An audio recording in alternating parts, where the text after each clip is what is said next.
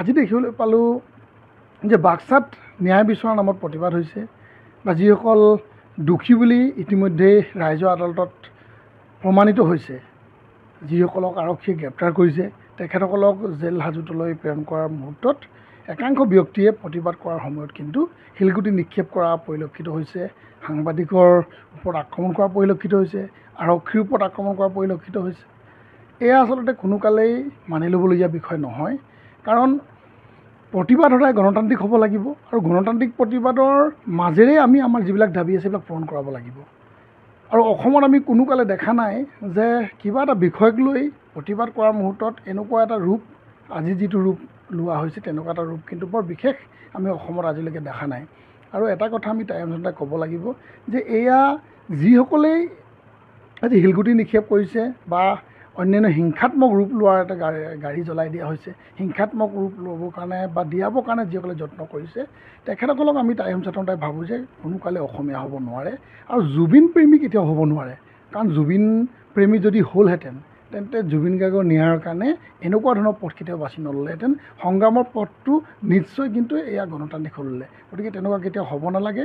যিসকলে দুখ পাইছে আমি তেখেতসকলৰ আশু আৰোগ্য কামনা কৰিছোঁ আৰু যিসকলে এনেকুৱা ধৰণৰ পৰিস্থিতি সৃষ্টি কৰিলে তেখেতসকলৰ সুৰতে সুৰ মিলাই দিলে যাতে অন্যান্য লোকসকলেও তেনেকুৱা ধৰণৰ যাতে কৰ্মকাণ্ড কৰিবলৈ যাতে চেষ্টা নকৰে তাৰ প্ৰতি আমি আহ্বান জনাইছোঁ। আৰু জুবিন দাৰ ন্যায় নোপোৱা পৰ্যন্ত প্ৰতিজন অসমবাসীয়ে শান্তিপ্ৰিয়ভাৱে প্ৰতিবাদ কৰি জাষ্টিছ ফৰ জুবিন গাৰ্গৰ যিটো বিষয় সেই বিষয়টো আগুৱাই নিবৰ কাৰণে আহ্বান জনাইছোঁ। যিটো দুৰ্ঘটনা ঘটিলে ই সঁচাকৈ নিন্দনীয়, যিহেতু গণতন্ত্ৰৰ চতুৰ্থ স্তম্ভ সাংবাদিকক আক্ৰমণ কৰা আমি দেখিব পাইছোঁ, পুলিচ প্ৰশাসনক আক্ৰমণ কৰা দেখিব পাইছোঁ। যিহেতু চাওক, তাত যিকেইজন দোষীক লৈ গৈছে বা যিকেইজনৰ তালৈ লৈ যোৱা হ'ল আমি সকলোৱে গোটেই অসমবাসীয়ে জানো আৰু আমিও বিচাৰিছোঁ জাষ্টিছ পোৱাটো। আৰু জুবিন দাই কেতিয়াও এইটো বিচৰা নাছিলে, হত্যা হিংসা এইটো জুবিন দাই কেতিয়াও এইখিনি বস্তু বিচৰা নাছিলে। আৰু আমি আন্তঃৰাষ্ট্ৰীয় মানৱ অধিকাৰ পৰিষদৰ তৰফৰ পৰা এটা সন্দেহ প্ৰকাশ কৰিছোঁ, কোনো দুষ্টিকাৰীয়ে জুবিন দাৰ যিটো তদন্ত প্ৰক্ৰিয়া চলাই আছে, চৰকাৰে হওক বা প্ৰশাসনে হওক, সেই তদন্ত প্ৰক্ৰিয়াক বিপদে পৰিচালিত কৰাৰ কিবা পৰিকল্পনা কৰিছে বুলি আমি গোন্ধ পোৱাৰ নিচিনা আমাৰ অনুভৱ হৈছে।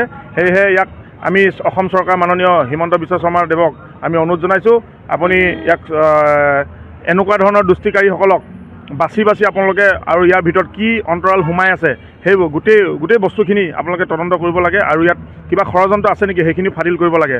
আৰু আপোনালোকৰ মাধ্যমৰ যোগেদি আমি গণতন্ত্ৰৰ চতুৰ্থ স্তম্ভৰ সাংবাদিক আৰু পুলিচ প্ৰশাসনক আক্ৰমণ কৰা কাৰ্যক আন্তঃৰাষ্ট্ৰীয় মানৱ অধিকাৰ পৰিষদে তিনিচুকীয়া জিলা সমিতিয়ে তীব্ৰ নিন্দা কৰিছোঁ আৰু অনাগত দিনত এনেধৰণৰ দুষ্টিকাৰীক এনেকুৱা ধৰণৰ বিক্ষুব্ধি ঘটনাৰ পৰা বিৰত থাকিবৰ কাৰণে শেষবাৰৰ কাৰণে সকীয়াই দিছোঁ।